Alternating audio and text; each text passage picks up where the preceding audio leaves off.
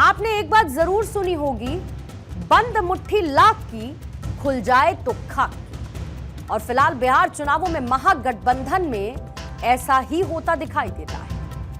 एक तरफ जहां पर एनडीए में सीटों का बंटवारा हो चुका है, तो दूसरी तरफ महागठबंधन में अभी भी इसको लेकर सस्पेंस जारी। यानी बिहार विधानसभा चुनाव की तारीखें नजदीक आने और एनडीए की तरफ से सीटों के बंटवारे की घोषणा के बावजूद महागठबंधन में रस्साकशी जारी है और सीटों के अंतिम फॉर्मूले पर सहमति बनने से पहले ही सहयोगी दल यानी आरजेडी और सीपीआईएम ने अपने संभावित उम्मीदवारों को सिंबल देना शुरू कर दिया है, जिससे गठबंधन के अंदर तनाव बढ़ा है।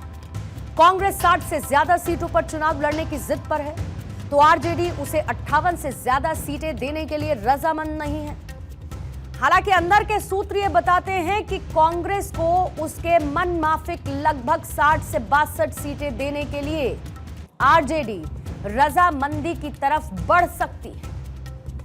महागठबंधन में कांग्रेस और आरजेडी के अलावा वामपंथी दल और मुकेश सहनी की वीआईपी भी शामिल है।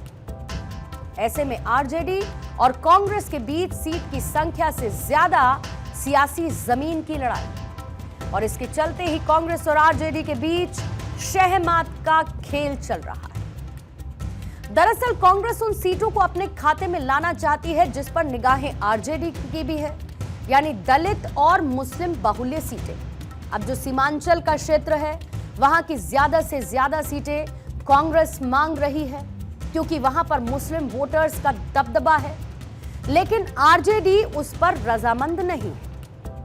अब आरजेडी इस बात को बखूबी समझ रही है कि अगर उसने अपनी जमीन पर कांग्रेस को खड़े होने का मौका दे दिया, तो फिर आगे की राह उसकी मुश्किल हो जाएगी।